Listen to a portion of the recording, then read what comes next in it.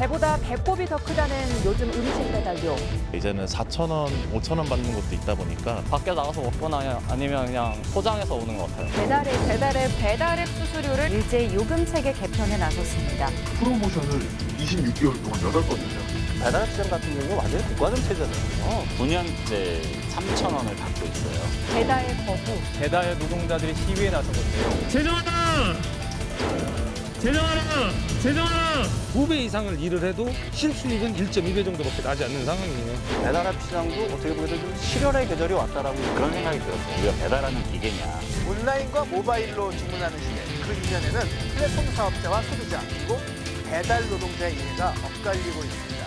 그 동상이몽의 사연들 이슈 더 이슈에서 같이 알아보겠습니다.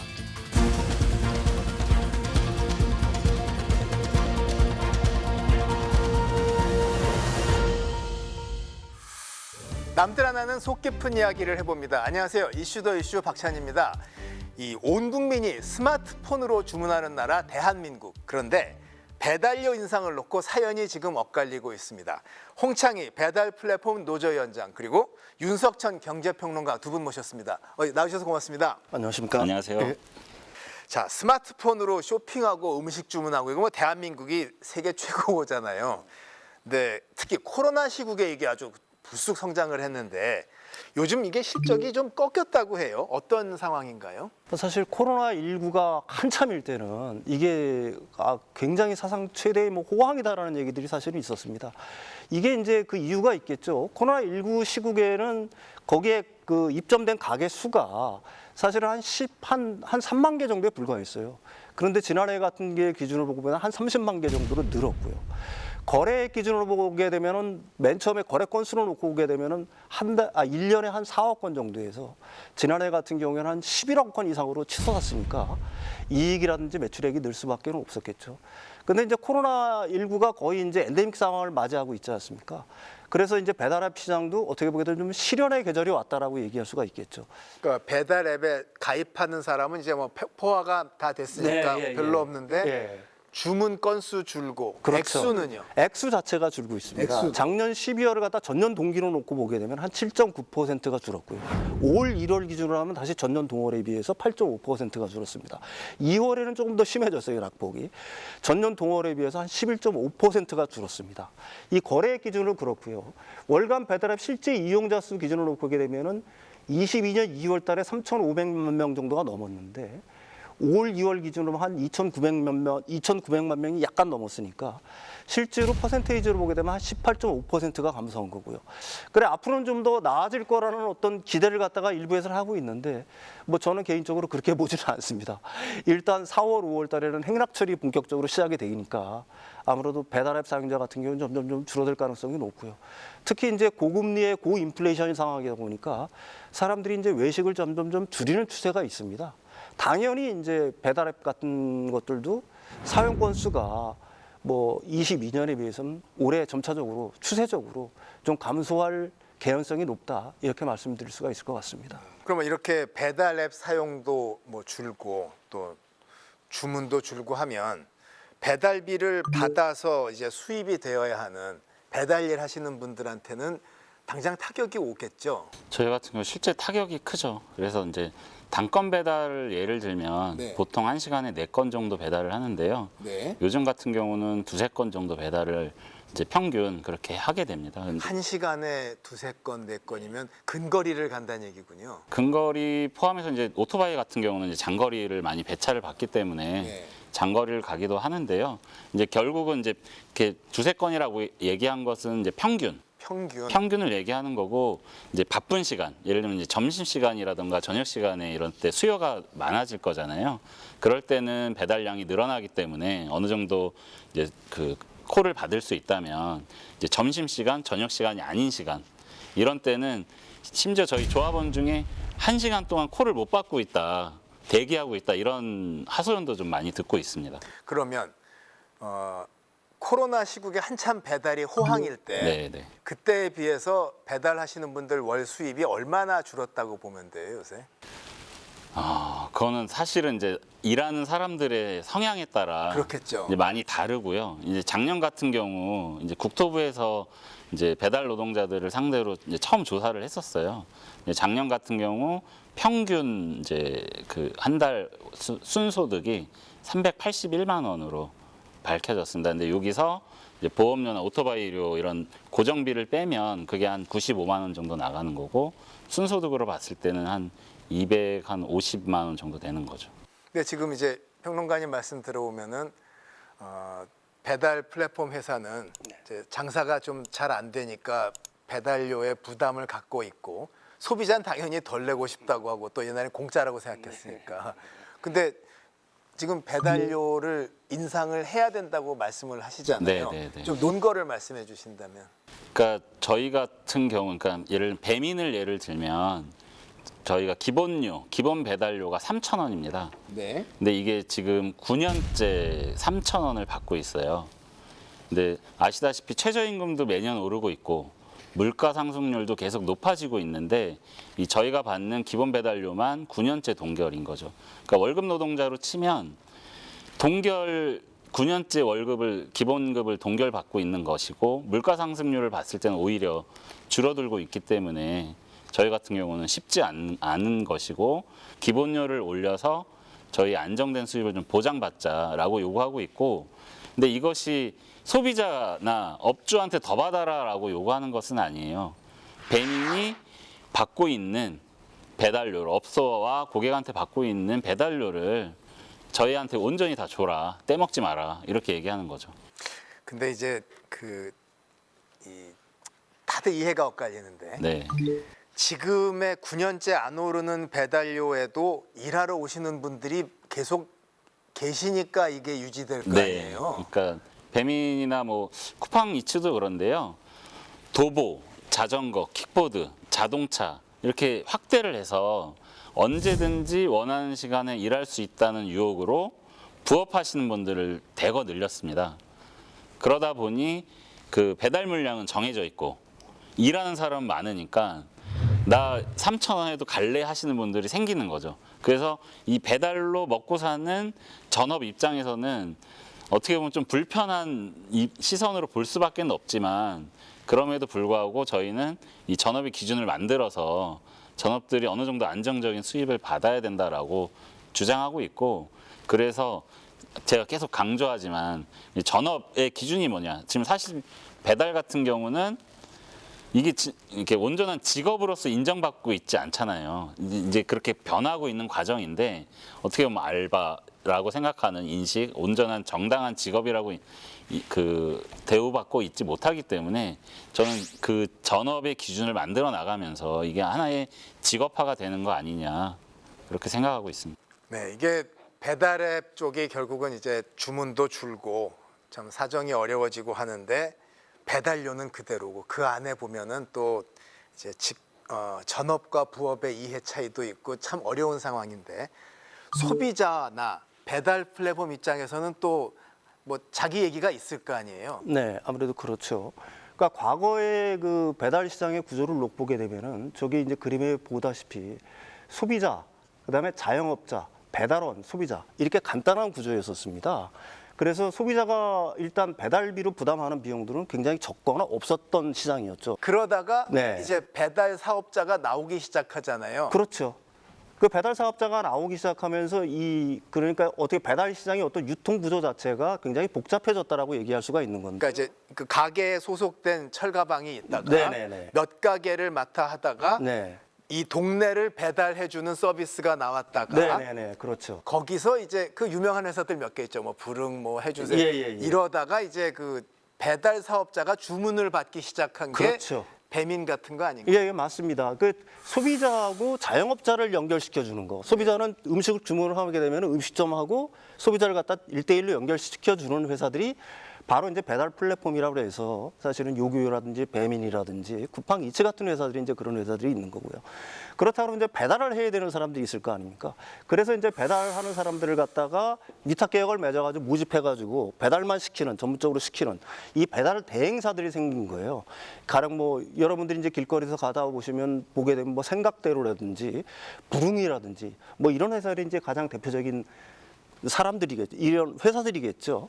따라서 이제 과거에 비해서는 사실은 유통 구조 자체를 놓고 보게 되면은 배달 유통 구조를 놓게 되면 한 2단계 유통 구조가 더 늘어났다라고 얘기할 수가 있는 겁니다. 근데 모든 물류 체계는 사실 저런 구조를 갖고 있어요. 네네. 왜냐하면은 물량 모아서 계약해야 되고 네. 지금 저 대행이라고 하는 게 해운으로 말하면 포워더거든요. 네네네, 그렇죠. 다 물량을 가운데 하는 업자가 없을 수는 없지. 오히려 더 저쪽으로 진화한 거 아닌가요?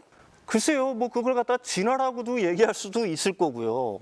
또 한편으로 놓고 보게 되면은 유통 단계가 그만큼 좀 좋게 말하면 고도화됐고 나쁘게 말하면 복잡해졌다라고도 얘기할 수가 있겠죠. 그럼 이 구도에서 네네. 프로모션은 어떻게 되는 거예요? 프로모션 같은 경우에는 이제 사실은 이 배민 같은 회사들이 어떤 뭐 시스템 운영비라든지 아니면 프로모션비도 사실은 이런 어떤 배달료에서 일부 자신들이 수취하고 있는 거 아니냐. 뭐 이런 생각들을 갖다가 하게 되는 겁니다. 제가 조금 더 설명드리면 이제 프로모션 같은 경우는 그러니까 음식 배달 같은 경우 음식의 특성이 있잖아요. 그렇죠. 식으면 안 되고 네. 면 같은 경우 뿌르면 안 되고 또 집집마다 사정도 있고. 그렇죠. 그런데 그것을 즉시 배달을 해줘야 되는데 수요가 있고 음식 배달에 대한 수요가 있고 라이더 수는 많거나 적을 수가 있을 거잖아요. 네. 그럼 음식 배달이 많아, 음식 수요가 많은데 라이더가 적으면 이 배달 물량을 소화하기 위해서 라이더들을 배달로 모아야 되잖아요. 그래서 프로모션을 붙이는 거죠. 더 드릴 테니 빨리 그렇죠. 지원하세요. 네. 이게 하나가 있고요. 두 번째는 라이더들이 가기 싫어하는 기피 지역이 있어요. 옛날에 똥콜이라고. 그렇죠. 소위 말하는 똥콜. 그런 지역에 계속 돈을 이제 프로모션을 붙여서 가게끔 만드는 거예요. 그런 부분은 이제 부업으로 하시는 분들은 또 전업이랑 사정이 다르니까. 그렇죠. 프로모션 딱 보고 나가면 되는데. 그런데 비 오는 날, 눈 오는 날은 또 부업 하시는 분들은 일을 안 하세요. 그러니까 프로모션이 더 올라갑니다. 그러면 그 일종의 제도 틀이 뭐 대리기사 이런 거랑 다 비슷한 것 같아요. 대리기사도 그렇죠. 그 먼데 갈 땐 더 드려야 되고. 네. 대리도 플랫폼 마찬가지. 그렇지, 비슷한 거니까. 그다음에 이제 잘 안 잡히면 올리고. 그러면 더 받을 수는 있는 장점이 있는데 일하시는 분들은 또 입장이 엇갈리는군요. 그렇죠. 그런데 이제 최근에는 부업이 워낙 늘어나니까 평상시에는 만족할 만한 수익을 못 받아요. 근데 아까도 말씀드렸듯이 비 올 때, 더울 때 이럴 때 부업들이 안 나오면 단가가 올라가니까 그것을 어느새 좀 아이러니하지만 즐기는 이런 라이더들이 늘어나고 있죠. 배달기사 김영수 씨가 일감이 들어왔다는 알람에 반색합니다. 콜이 배정되었습니다. 남가자동에서 들어온 생필품 배달 주문입니다. 김 씨가 있는 합정동에서 5km 정도 떨어진 거리. 배달을 완료하면 4,000원을 받습니다. AI 모드를 사용했을 시 사용한 거에 대한 이제 사측에서 1,000원, 2,000원 이런 식으로 주고 있거든요. 그러니까 그 1,000원, 2,000원 때문에 AI 모드를 하고 있죠. 기사들이 배달비를 더 받는 방법도 있습니다. 가령 태풍이나 장마 때 배달에 나서면 3,000원가량을 추가로 챙길 수 있습니다. 일종의 위험수당입니다. 안양천을 넘어가야 되거든요. 그 다리 위에는 또 태풍으로 바람이 더 많이 불기 때문에 진짜 위험하거든요. 거기는. 운행하면 이제 막 흔들리고 막 차선을 바꿔버리니까 바람에.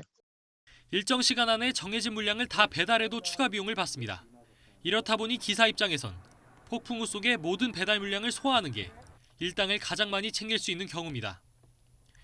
무리한 질주를 마다치 않는 이유기도 합니다. 장마가 보름 정도 지속됐을 때 저조차도 신호를 좀 위반하는 경우가 종종 생기고요. 좀 무리하게 배차를 잡고 좀 더 하루에 일당을 좀 더 많이 벌기 위해서 추가 배달비는 배달앱 업체끼리 경쟁이 과열되면서 가파르게 올랐습니다. 더 많은 기사를 확보하기 위해선 더 많은 배달비를 줄 수밖에 없기 때문입니다. 10,000원 단위가 넘어가는 그런 프로모션 비용이 발생하면서 일종의 라이더분들이 받게 되는 돈의 단가가 올라간 거예요. 그러니까 이제 라이더분들이 그럼 당연히 돈 많이 주는 로 가겠죠. 하지만 배달 기사들이 마냥 좋아하는 건 아닙니다. 기본 배달비는 올리지 않은 채 추가 비용을 앞세워 기사들을 위험한 근무 환경으로 몰아붙인다는 겁니다. 기본 요금이 너무 낮다 보니 이런 기상 악화 상황에도 돈을 더 준다고 하면 사실 일에 나올 수밖에 없는 이런 상황들도 벌어지고. 배달 기사들이 원하는 건 안정적인 수입과 안전한 근무 환경입니다. 네, 우리가 이 배달료의 속사정에 대해서 알아보고 있는데요. 소비자의 관점이란 것도 중요하겠죠. 그래서 자세한 내용을 인하대학교 소비자학과 이은희 교수 연결해서 말씀 나눠보겠습니다. 자, 이은희 교수님 안녕하십니까? 네, 안녕하십니까. 인하대학교 소비자학과 이은희 교수입니다. 반갑습니다. 이게 배달료 비싸다 해서 배달앱 안 쓰겠다는 사람들도 지금 있고 한데 소비자들은 지금 배달료가 비싸다는 거 생각하는 경우 그 이유가 뭘까요? 네, 최근에 그 고물가의 경기도 좋지 않기 때문에 소비자들의 실질 소득이 감소하고 있고 소비자 입장에서는 지출 액수를 어떻게든 줄여야 되는 입장이다. 이렇게 볼 수가 있는데요. 배달비는 그중에서 첫 번째로 지출해야 될 항목이다. 소비자들이 이렇게 생각하고 있죠. 또 하나, 오프라인 활동이 지금 많이 활발해졌기 때문에 배달비를 지출하는 것보다는 퇴근해서 집에 오면서 포장을 해온다든가 이런 식으로 해서 배달비, 불필요한 지출을 최대한 줄이고자 소비자들이 행동에 옮기고 있다. 이렇게 볼 수가 있겠습니다.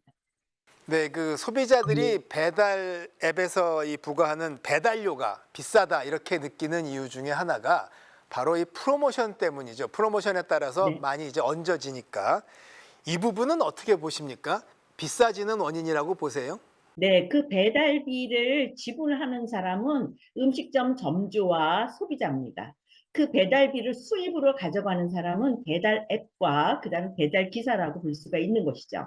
그런데 이제 그 배달 앱에 있어서 그 음식점 점주들이 수수료를 내시고요. 그다음에 또 하나 프로모션 비용이라는 게 있는데 프로모션 비용을 내면 그 상위에 노출이 되기 때문에 손님을 주문을 받기가 더 수월하다 이렇게 볼 수가 있겠죠. 그렇기 때문에 음식점 점주들께서는 가급적이면 많은 주문을 얻기 위해서 수수료 외에도 프로모션 비용을 더 지불하려고 애를 씁니다. 그것들이 결국은 배달비에 추가가 된다. 배달비를 비싸게 하는 요인이 된다. 이렇게 볼 수가 있겠습니다. 근데 이제 배달 노동자들 입장에서는 또 이게 어렵고 위험한 일이기도 하고 또 여러 사정들이 있으니까요. 인상 요구가 있습니다. 대략 4,000원 선 얘기를 하는데 소비자 입장에서 이 얘기 들으시면은 어떠세요? 네. 그 배달 노동자분들의 그 위험성이나 또 열악한 근무 상황을 소비자들이 안타깝게 생각하고 있습니다. 그럼에도 불구하고 소비자 입장도 지금 너무나 어렵기 때문에 다시 말하면 너무나 고물가로 실질 소득이 줄어들어서 자신의 지출을 줄이지 않으면 안 되는 입장이기 때문에 배달 노동자분들의 어려운 상황을 이해한다 하더라도 지금 그거를 계속적으로 배달비를 비싸게 지출하면서 그분들을 위해서 이 뭔가를 할 수 있는 그러한 상황은 아니다. 이렇게 말씀드리겠습니다. 그러면 소비자 관점에서 현재 뭐 사정이 다 다양하겠지만 이른바 적정한 수준의 배달료를 어떻게들 생각하고 있습니까? 제 생각에는 이제 소비자마다 생각이 다 다르겠죠. 그래서 뭐 혼자 시켜 먹을 때, 또 가족이 시켜 먹을 때, 회사에서 단체로 시킬 때에 따라서 그 적정하게 생각하는 배달비는 각기 다르다. 이렇게 생각이 드는데요. 현재 4,000원 말씀하셨잖아요. 제 생각에는 한 2,000원 정도 이상은 소비자가 지출하기가 좀 어렵지 않나 이렇게 생각이 듭니다. 자, 그러면은 뭐 논란이 있지만 아무튼 비싸다는 소비자들이 있는데 어떻게 하면은 문제를 해결할 수 있겠습니까? 이 배달비를 지불하는 사람은 소비자하고 음식점 점주입니다. 그다음에 이 배달비를 수입으로 가져가시는 분들은 배달 기사님들하고 애플리케이션 사업자죠. 그런데 돈을 지불해야 될 소비자도 상황이 열악하고 음식점 점주들도 상황이 열악합니다. 그렇기 때문에 소비자나 음식점 점주 모두 다 이 배달비를 지속적으로 이렇게 지불하기가 쉽지 않을 거다 이렇게 말씀드리겠습니다. 또 하나 중요한 것은 이 배달 앱의 결제 규모가 2018년에 4조였습니다. 그런데 이 지금 현재 한 4, 5년 만에 이게 24조 가까이 됩니다. 어느 산업도 이 4, 5년 만에 이 매출 규모가 4, 5배 넘어가는 산업은 없습니다. 이게 코로나 시절 동안에 비약적으로 증가한 것이다. 이렇게 볼 수가 있는데 지금은 온오프라인 병행 시대고 오프라인 활동이 굉장히 활발하다. 이렇게 볼 수가 있겠죠. 그래서 애플리케이션이나 배달 기사님 모두 다 그동안의 비약적인 성장이 앞으로도 계속적으로 지속될 것이다. 이렇게 기대하는 것보다는 오히려 조정기에 내실을 거치는 것이 더 바람직하다. 이렇게 생각이 듭니다. 네, 오늘 말씀 고맙습니다. 네, 감사합니다. 배달이란 게 사실 위험하잖아요. 오토바이란 게 굉장히 위험하고 또 어려운 일도 많고 길에 보면 스마트폰 보면서 운전하고 뭐 담배 피고 이상한 차들 정말 많아요. 오토바이 입장에서 이거 큰일 날 사람들이거든요. 다 포함하여 어느 정도의 근로시간과 수입이면은 배달 라이더들한테 적정하다고 보세요? 저희는 사실 요즘 69시간 근로시간 문제가 굉장히 이슈돼 있는데 어떻게 보면 저희는 69시간이 지금 현실이거든요. 그래서 그 모습을 보면 사회에서 69시간 너무 많다라는 모습을 보면서 저희는 어떻게 보면 저 같은 경우는 굉장히 씁쓸해요. 우리는 지금 이것이 현실인데 그런 생각을 정말 많이 하고 근무 시간 같은 경우는 저희는 지금 이 사회에서 얘기하는 법정 근로시간만 지켜줘도 좋겠다. 그러니까 그 법정 근로시간을 일하고 어느 정도 안정된 수입을 보장받는다면 돈이 많이 받으면 받을수록 좋기 때문에 그것보다는 그것도 중요하지만 안정적으로 수입을 보장받을 수 있는 그런 것이 저희는 더 원한다. 이런 말씀을 좀 드리고 싶고 그리고 또 하나는 이게 스페인 사례인데요. 스페인은 그 직고용으로 했습니다. 직고용, 네. 직계약이 아니고. 네, 직고용 법으로 직고용을 하게 만들었어요. 쿠팡 이츠 말고 쿠팡이 직고용인가요? 쿠팡의 이제 직고용, 그러니까 택배 같은 경우, 네, 택배가 직고용인 경우가 있죠. 아, 네. 네. 근데 스페인 같은 경우 법안으로 직고용을 만들었어요. 네. 그런데 거기에 이제 한 배달 노동자의 인터뷰가 전 굉장히 인상적이었는데 직고용돼서 뭐가 좋냐 이렇게 물어보니까요, 여자친구가 생겼다. 감성적이네. 여자친구가 생겼다. 전 그것을 보면서 어떤 생각이 들었냐면 아, 인간다운 삶을 살게 됐구나. 그런 생각이 들었어요. 저희 조합원들한테 14시간, 15시간 일하시는 조합원들한테 그런 얘기예요. 배달하려고 태어나셨냐고. 우리가 배달하는 기계냐. 그런 얘기들을 정말 많이 하거든요. 근데 아까도 말씀드렸듯이 주 40시간에 거기에 맞는 안정된 수입, 그것이 저희들이 원하는 요구입니다. 제가 그 정부기구에서 이 얘기를 논의를 하다가 이런 주장하신 분이 있었어요. 외국의 사례를 봐라. 다 이런 그 플랫폼 노동, 이른바 기그 노동이라고 하는 게 보면은 구인 공고에 부업 개념으로 구인 공고하고 있다. 엑스트라 인컴이라고 막 나온다. 이거를 그 배달료를 올려드려서 모든 걸 해결하는 게 맞냐? 아니면 이거는 제 사회복지제도나 어떤 뭐 사회 비용 구조나 이런 거에 더해서 많은 걸 풀고 좀 개념을 다루 접근해야 되는 게 아니야, 이런 얘기를 하시는 분이 있었어요. 근데 우리나라 노동 현실에서는 잘 안 맞겠죠. 우리나라 노동 현실에서는 사실 잘 안 맞는 게 사실은 현실인 것 같고요. 그렇지만 장기적으로 놓고 왜 안 맞을까요? 일단은 인식 자체가 우리가 지난 몇십 년 동안 사실은 외주화, 가령 뭐 위험의 외주화가 됐든지 간에 아니면은 원래 사실 배달 노동자라든지 아니면은 가령 뭐 주류를 갖다가 운반해 가지고 하시는 분들 같은 경우도 과거 같은 경우에는 사실 시멘트 운송도 마찬가지고요. 그 어떤 기업에서 직고용 형태들이 굉장히 많았습니다. 그런 것들이 전부 다 지금 사실은 외주 형태로 다 바뀌어버린 거죠. 이게 개인 사업자 형식으로 과거의 근로자 신분이었던 분들이 전부 다 어떻게 보면 자영업자 신분, 개인 사업자 신분으로 다 바뀌어버린 거예요. 그러니까 기업 입장에서는 그게 왜 유리하느냐? 그건 뭐 불문가지죠. 일단은 첫 번째로는 수많은 비용을 갖다가 엄청난 비용을 갖다가 아낄 수 있다는 장점 때문에 사실은 그런 겁니다. 그 다음에 뭐 기업이라는 거는 아까도 얘기했지만 이 어떤 사이클이 있지 않습니까? 호주 경기가 굉장히 좋을 때도 있지만 경기가 굉장히 나쁠 때도 있는데 사실은 좋을 때는 사람이 더 필요하고 나쁠 때는 사람을 잘라야 되는데 직접 고용 형태를 취하게 되면 사실 그런 것들이 굉장히 어려운 게 현실이니까 가능한 한 기업들은 그런 어떤 노동법의 굴레 이런 걸 갖다가 피해 나가고 싶은 욕망들이 굉장히 큰 거죠.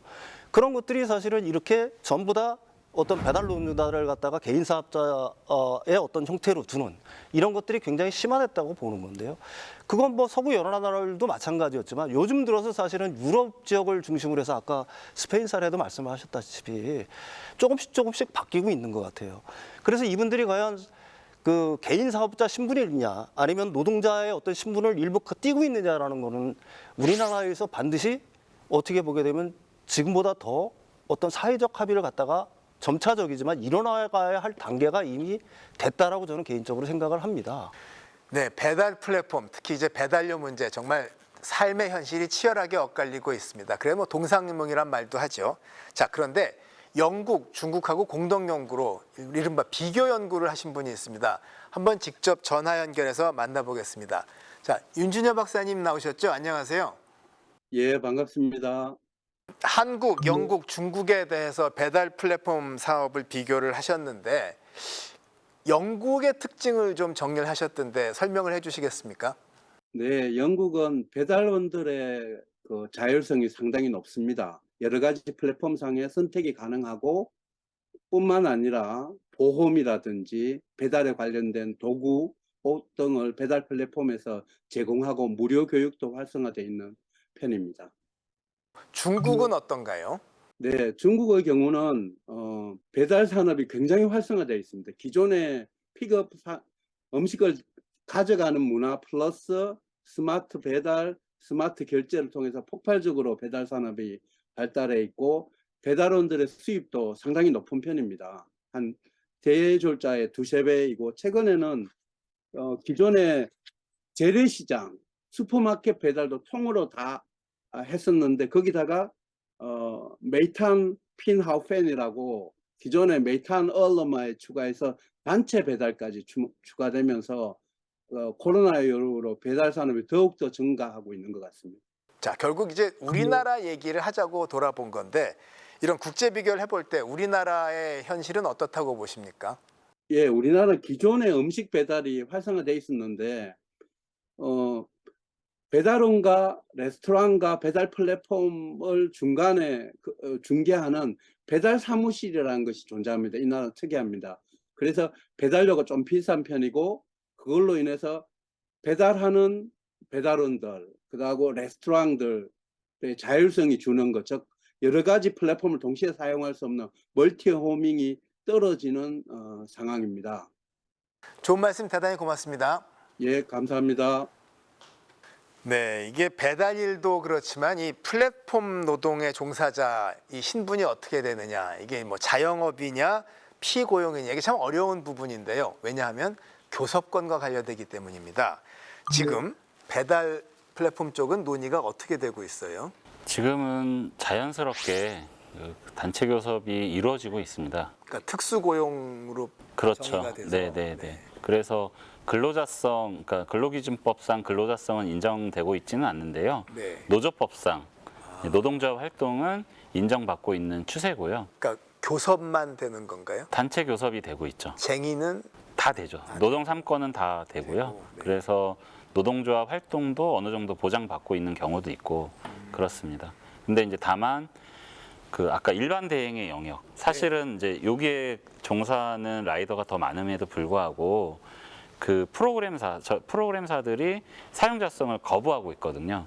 여기는 이제 소위 말하는 대리점, 지사 형식으로 이루어져 있기 때문에 이곳 같은 경우는 노동조합을 만들어서 단체 교섭을 하기가 좀 매우 어려운 구조입니다. 그럼 이게 플랫폼 노동의 다른 쪽도 비슷한 문제가 있는데 네네. 어떻게 풀면 좋을까요? 일단은 그 유럽의 판례들을 좀 유심히 봐야 될 것 같아요. 21년도에 이제 영국 대법원에서 우버 기사들에 대한 판결이 나왔죠. 예, 어떻게 돼요? 예, 이제 개인 자영업자라고 보기 어렵다. 일단 노동권, 근로성을 갖다 인정을 해야 된다라고 판결이 났죠. 왜 그러냐면 임금이라든지 노동 규칙이라든지 뭐 일하는 시간 등등을 갖다가 사실은 이 플랫폼 회사들이 전부 다 정하는 거기 때문에 어떻게 보면 사용자 위치로 보는 거고요. 이쪽은 근로성의 위치로 보는 겁니다. 따라서 이분들 같은 경우에는 이제 그 노동법의 어떤 보호를 일부 받는 거예요.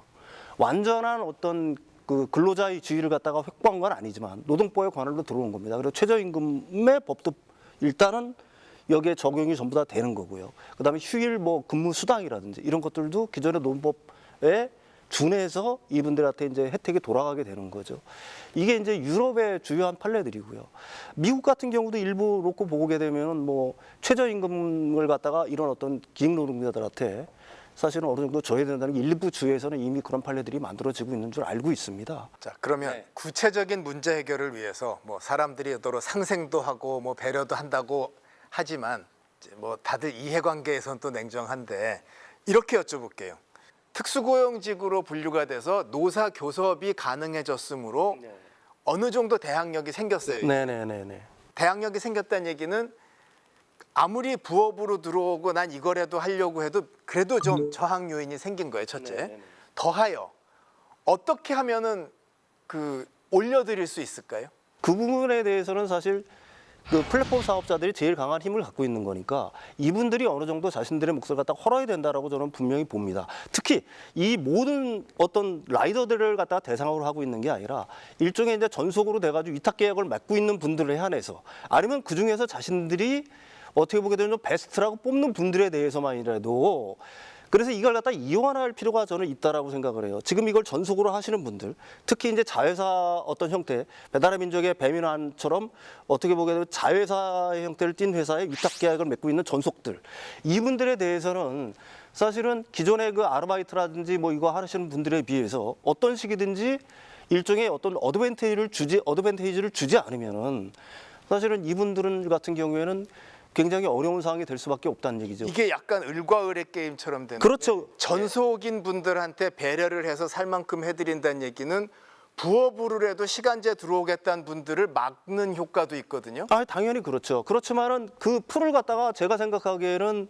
그 만약에 시장 논리로 그냥 놓고 본다라고 하게 되면은 이 플랫폼 사업자 같은 경우에는 그런 어떤 그 아르바이트라든지 이런 것들을 몰려오는 것들을 갖다가 속으로 쾌재를 부르고 환호할 수는 있겠죠. 그렇지만은 모든 게 제로섬인 것처럼 그런 사람들이 많이 밀려오면 밀려올수록 이 시장으로 많이 밀려오면 밀려올수록 사실은 전속 라이더들 이걸 갖다 전업으로 하시는 분들한테는 그만큼 손해가 가는 거니까 그분들이 이익을 어느 정도 지켜줘야지만 특히 아르바이트로 하시는 분들은 경기가 또 호조를 보이게 되거나 아니면 다른 분야에서 또 있게 언제든지 떠날 수 있는 분들 아니겠습니까? 따라서 기업 입장에서는 제가 만약에 기업 경영자라고 한다면은 그분들하고 이분들하고의 어떤 약간의 어떤 차등이라고는 뭐하지만은 어떤 보상 체계에 대한 어떤 그 서로 다름을 좀 줘서 이분들에 대해서 조금 더 우대하는 정책들이 필요하지 않느냐. 그래야지만 만약에 다시 코로나 같은 상황이 일부 같은 상황이 번져가지고 이분들에 대한 수요가 높아질 때 오히려 그 당시에 그렇게 됨으로써 더 비용을 아낄 수도 있다라고 생각을 합니다. 그러면 그 부업으로 개념하시는 분들의 단체가 또 나올 것 같은데요. 글쎄요, 부업으로 하시는 분들 저도 몇 번 이렇게 그 방송국에서 기자분들이 그 체험하시는 것들도 제가 여러 번 봤고요. 또 주변에서 이거 하시는 분들도 봤는데 대부분 며칠 못 하던데요. 이거 너무 힘들어서. 자, 조합에서도 검토해 보셨을 거 아니에요. 어떻게 보세요? 그래서 사실 저희 노동조합 같은 경우는 전업 중심으로 하자라고 이렇게 정한 바가 있어요. 그러니까 부업 하시는 분들을 받지 않는다가 아니라 일단 전업 하시는 분들만이라도 일단은 좀 높여보자. 그러다 보면 부업 하시는 분들도 좋아지지 않겠냐. 이렇게 생각하고 있는 거죠. 자, 이 수수료 얘기가 나오면서 벌써 우리가 이렇게 첨예하게 이해가 엇갈리는 걸 보고 있는데 문제는 또 지자체들이 여기 나서고 있죠. 지자체들이 공공배달 플랫폼을 만들고 있습니다. 이른바 이제 그 공공배달 앱인데. 강원도 속초에 있는 한 음식점. 지난달부터 속초와 정선에서 시범 운영 중인 강원도 공공배달앱 일단 시켜를 쓰고 있습니다.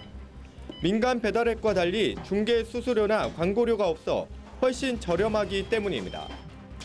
경우에 민간 앱은 그 중간 수수료와 그리고 카드 수수료 이중 부과되는 면이 있었는데 그런 부분에 대해서 지자체 앱은 카드 수수료만 저희가 부담하면 되니까.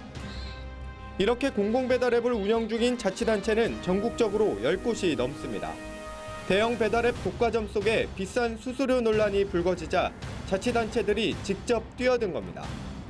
지난해 공공배달앱을 도입한 인천 서구는 1년 만에 주문액 100억 원을 돌파했습니다. 지난달부터 화성과 파주 등 3개 시에서 운영을 시작한 경기도 공공배달앱도 한 달여 만에 가입자가 13만 명을 넘었습니다. 관건은 지속적인 이용자 확보. 공공배달앱들은 지역 화폐와 상품권 할인 등 민간앱 못지않은 다양한 혜택을 내세워 수요자를 공략하고 있습니다. 지역화폐 사업에 적극적으로 참여한 가맹점을 이용하셔서 고맙다는 뜻으로 이제 감사 보상금을 드리는데 이런 것들이 다 합쳐지면은 뭐 18에서 22% 할인 혜택이 있거든요. 과도한 민간 시장 침범이란 비판과 자영업자 부담을 덜어준다는 긍정적 평가가 엇갈리는 가운데 공공배달앱이 시장에 안착할 수 있을지 주목됩니다. 여기에 대한 반응을 좀 볼까요? 굉장히 까칠한 얘기들도 있는데요. 배달앱 명목으로 지자체에서 많이 해먹었을 것 같다. 좀 표현이 거친데 뭐 시스템 깔고 뭐 이런 얘기죠. 정치 자금으로 서로 나눠 먹게 하니까 이렇게 된다.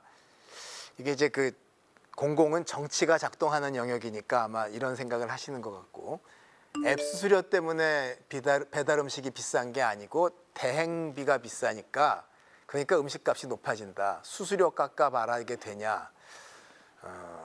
그러니까 뭐 이것저것 안 된다는 말씀 같고, 또 이 공공앱 현실을 모르는 탁상 기획이다. 라이더들이 날씨 할증, 시간 할증, 배달비 프로모션 주는데 거기 가서 배달 일 하지 공공앱 가서 콜 받겠냐 이런 얘기를 하는데요. 어떻게 보세요? 그러니까 뭐 댓글이 좀 센 댓글이 있긴 한데 현실을 좀 반영했다고 생각을 하고, 그러니까 아무래도 공공앱은 의사결정 구조가 느릴 수밖에 없잖아요. 지자체에서 저거 하는 분들한테 물어보면 뭐 배민이나 뭐 쿠팡이츠 하는 그 시스템이 그렇게 복잡한 게 아니고 시중에 나와 있는 거라서 자기네도 비슷하다고 하는데 콜 받는 입장에서는 그렇지 않아요? 그러니까 시스템이야 비슷하죠. 시스템이야 비슷한데 그러면은 그 변화된 대처를 빨리 하느냐 못 하느냐. 그러니까 예를 들면 쿠폰을 더 뿌릴 거냐. 그리고 라이더들을 모으기 위해서 수수료를 올릴 거냐. 뭐 이런 문제들이 있잖아요. 근데 그런 것에 빠른 대처를 하지 못한다. 그렇든가요? 네. 그러니까는 거기도 뭐 이제 또 자기 사업 아니니까. 그렇죠. 그런 게 있겠네요. 어떻게 보세요? 일단 이 공공 배달 앱이라는 게 지자체장의 어떤 치적, 뭐 성과로 좀 치부되는 측면들이 있는 것 같아요. 네. 그래서 그 플랫폼 그 프로그램을 보게 되면은 이용자 편의성에서 굉장히 떨어집니다. 그다음에 이 플랫폼이 활성화되려고 하면 결국은 활성 이용자 수가 많아야 되는데 일단 편의성에서 떨어지는 거고요. 마케팅 측면에서 부족한 거고요.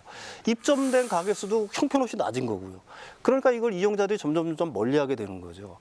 그러니까 그리고 지자체장이 바뀌면은 어느 순간에 또 사라져 버려요. 계속 쓰던 사람들 같은 경우에는 이거 뭐지? 뭐 이런 생각들을 당연히 할 수밖에 없는 거고요. 따라서 뭐 이 공공 앱에 대한 어떤 그 일반 국민들의 어떤 신뢰성, 믿음 이런 것들이 이제 상당히 부족한 상황이기 때문에 특히 소비자들이 만약에 이걸 쓰려고 하게 되면 그래도 좀 불편해서 나 좀 쓸래. 이거는 사실은 착한 소비라는 개념밖에 없는 거예요. 수수료를 갖다가 음식점한테 좀 덜 받으니까 음식점 사장님한테는 좀 도움이 되겠죠. 근데 그것만 가지고 일반 소비자들을 그 앱에서 끌어들일 수가 있느냐라는 거죠. 뭐 음식값도 똑같고 배달비도 똑같은데 굳이 이 앱을 갖다가 쓸 필요가 없다는 거죠. 지금 저 댓글에 사실은 아주 고급의 경제학, 정책학에 다루는 내용이 다 있는데 네네. 공공이 민간이 하는 일에 진출을 하면 네네. 좋은 뜻으로 해도 네. 민간의 영역이 그만큼 사라지는 구축 효과가 사실 네네. 있죠. 왜냐하면 공공은 뭐 땅도 공짜 뭐 세금 받아서 하는데 이게 뚝하니 들어가면 민간은 밀려나고, 혹시 공공이 잘해서 뭐가 돼도 그러면 새 모델이 또 못 나와요, 이게. 그러니까 이게 다 저 안에 들어있고, 그다음에 공공은 정치가 관여하니까 그분들이 이래라 저래라 할 수 있다. 똑같은 얘기를 하고 있는데 문제는 만들어 놨잖아요, 이거. 어떻게 해요? 제가 보기에는 일종의 매기 역할을 갖다가 수행할 수 있는 기능은 그래도 있다라고 저는 생각을 합니다. 가령 지금 이 배달앱 시장 같은 경우는 완전히 독과점 체제잖아요. 특히 배민 같은 경우는 한 70% 시장을 갖다가 장악하고 있는 거고 3개사가 거의 우리나라 시장의 100%를 장악하고 있는 건데, 이런 현상이 깊어지면 깊어질수록 사실은 뭐 잘 아시다시피 소비자의 어떤 효익 같은 경우는 점점 좀 떨어진 거고 가격은 올라갈 가능성이 상당히 높다라고 봐야 되겠죠. 독과점이 심화되면 심화될수록. 이런 생각은 해봤어요. 저 사람 덜 사는 동네들 가면 1,000원 택시 있잖아요. 그래서 지자체에서 운영하는 비슷한 개념으로 아파트 단지 많이 모여 사는데 말고 진짜 배달앱 주문 잘 안 가는데 이런 데는 저 공공이 만들어 가지고 좀 시간 나눈 분들이 콜 받아가면 어떨까? 안 되나요, 이런 거? 근데 콜 받아서 가려면 그 배달료가 엄청 올라야 될 거고요. 그럼 결국 그러면 그 지자체에서 세금을 투여할 수밖에 없잖아요. 그죠. 공익근무를 둘 수도 없고. 그렇죠. 그 결국은 그럼 뭐 고용을 하거나 뭐 그래야 되는데 그러면은 그러기가 쉽지는 않아 보입니다. 그래 이게 사실은 그 모든 서비스가 다 이 문제가 있어요. 지금 사람들 덜 사는 동네 이런 데는 어떻게 똑같은 건데. 자, 그러면 결국은 이게 배달하는 분들은 사정이 있으니 배달료 더 받아야 하고 소비자는 부담 때문에 반대. 플랫폼 사업자도 사업에 나름의 룰이 있고. 그래서 알뜰 배달이라는 게 지금 나오고 있어요. 요 얘기를 한번 해보겠습니다. 알뜰 배달, 이게 이제 묶음 배달이라고도 하더군요. 어떻게 네, 하는 거예요? 일단 과거에는 뭐 묶음 배달 같은 경우들이 사실은 일반화된 측면들이 있었죠. 근데 이제 단건 배달이 몇 년 전부터 코로나19 시국에 갑자기 확 뜨지 않았습니까? 처음에 배달 사업자 나올 때는 원래 묶음 그렇죠. 묶음 배송이었죠. 그러다가 이제 단건 배달, 그러니까 가장 빠른 시간에 동선을 확인할 수도 있고 소비자가 일단 라이더가 어느 위치에 오는지를 갖다가 확인할 수도 있고 네. 또 빨리 오고 이런 장점들 때문에 단건 배달이 굉장히 유행을 했는데 사실 이제 그 단건 배달에는 좀 한계가 있는 거죠. 왜 그러면 단건 배달 자체라는 게 소비자 입장에서 놓고 보게 되면 결국 배달료가 인상된다는 얘기니까 이게 이제 알뜰 배달이라든지 묶음 배달으로 이제 서서히 바뀌는 측면들. 배메뉴 안에서도 이제 그 메뉴를 새로 추가하겠다는 겁니다. 자, 그럼 어떻게 하는 거예요? 콜을 받았어요. 콜을 받았어요. 받고 가다 보면은 동선이 비슷한데 또 하나의 이걸 주는 겁니다. 역삼동 가는 길에 미리 소비자가 선택을 해야 돼요. 삼성동 가는 콜도 같이 받아서 옛날 택시 합승. 그렇죠. 내가 합승해도 좋습니다. 뭐 이런 식의 내가 선택을 하게 되면은 이 그 묶음 배달, 알뜰 배달을 갖다가 할 수 있다는 얘기죠. 제가 주문할 때 합승 괜찮아요 하듯이 저는 배달료 싸게 해주시는 대신에 저 묶음 배송 하셔도 됩니다라고 눌러요. 그래서 이제 그 소비자 같은 경우는 한 2,000원 정도 부담을 하는 거고 가게 같은 경우에는 한 2,500원에서 3,300원 정도를 부담을 하는 거고 거리에 따라서 이제 물론 조금 달라지지만 시간 여유 있으면 나는 1시간 있다 받아도 되니까 배송료 싸게 하고 돌다 오세요 하는 방법도 있고. 네, 그게 이제 바로 이 알뜰 그 배송의 어떤 개념이라고 얘기할 수가 있습니다. 그러면 제가 보기 이거 원래 처음에 철가방 지나서 배달 사업자 나올 때 묶음 배송이었어요. 그때 저 그 뭐 띵동 심부름에다 그렇게 하다가 지금 단건이 갔는데 저는 이거 앞으로 늘 것 같은데 왜냐하면 음식 말고 가는 길에 다른 것도 할 수 있잖아요. 근데 이제 실제 그러니까 묶음 배달은 지금도 다수를 차지하는 게 묶음 배달이에요. 그러니까 배민 같은 경우 그 월 이용자 수, 그러니까 월 콜수가 한 1억 콜 정도 돼요. 작년 기준으로. 근데 그 중에 단건 배달 기준은 1,000만 건입니다. 그러니까 사실 90%가 묶음 배달을 하고 있어요. 근데 쿠팡이츠가 단건 배달을 도입하면서 배민이 사실은 쿠팡이츠가 이제 점유율이 올라가면서 배민이 거기에 위협을 받으니까 배민원이라고 하는 자체 배달, 단건 배달 시스템을 만든 거거든요. 근데 이미 묶음 배달이 대중화되어 있었기 때문에 특히 그 음료 같은 게 대부분 묶음인가요? 아니, 그러니까 묶음은 라이더가 콜을 잡을 때 묶어가는 거죠. 설계를 하는. 그리고 예를 들면 A 가게에서 A 아파트로 가는 물건이 생길 수 있잖아요. 네네. 그럼 A 가게에서 그걸 잡아가는 거죠, 두 개를. 그래서 뭐 101동 가고 102동 배달하고. 13층, 15층. 그렇죠. 이게 묶음 배달의 이제 개념이고 여기에 이제 그 배민 같은 경우 퀵커머스라고 해서 비마트를 하고 있어요. 그래서 비마트 같은 경우는 마트 물건이기 때문에 이거는 뭐 음식같이 식지 않아도 되잖아요. 그렇기 때문에 소비자들이 이 비마트 물건은 조금 늦게 받아도 된다라는 인식이 있어요. 그러다 보니까 마트 같은 경우, 비마트 같은 경우는 이미 묶음 배달을 하고 있죠.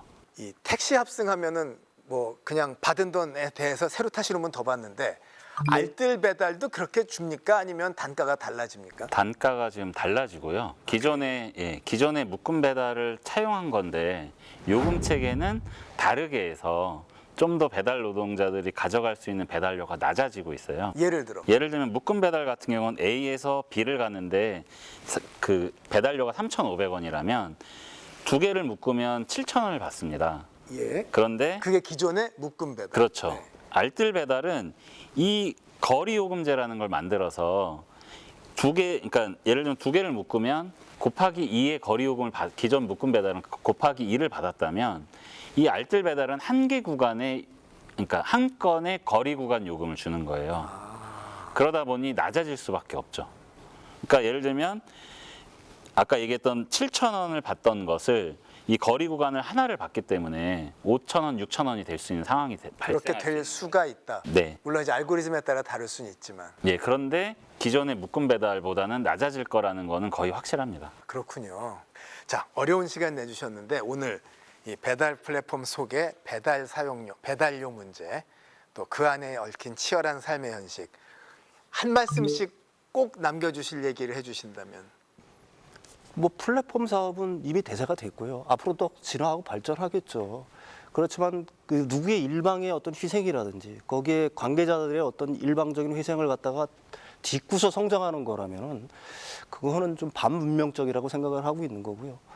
굉장히 낭만적으로 들릴지는 모르지만 어떻든 기업을 하든지 플랫폼 기업이든지 아니면 거기에 종사자들이든지 이제 어떻게 보게 되면 좀 공생과 상생을 할 수 있는 방안으로 모든 것들이 좀 발전했으면 좋겠습니다. 5글자로 착하게 살자.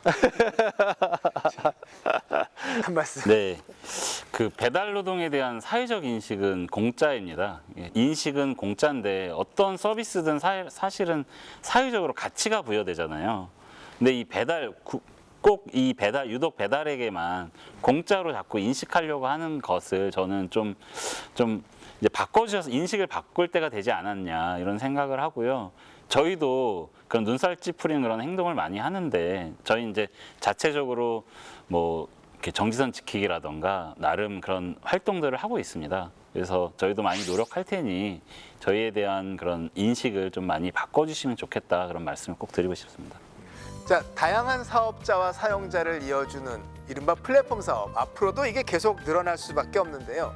아무쪼록 사람 쥐어짜서 돈 버는 일이 아니고 더 편하고 빠른 서비스를 위한 진정한 혁신이 되면 좋겠습니다. 지금까지 홍창희 배달 플랫폼 노조위원장 그리고 윤석천 경제평론가 두 분과 함께했습니다.